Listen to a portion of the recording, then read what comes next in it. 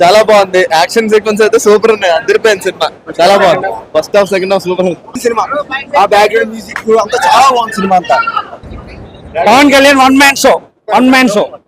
Cinema అంతా బాగుంది. కొన్ని సీజీ షాట్స్ తీసేసి సినిమా హైలైట్ ఉంది. సూపర్ సినిమా, అసలు ఎక్స్పెక్ట్ చేయలేదు.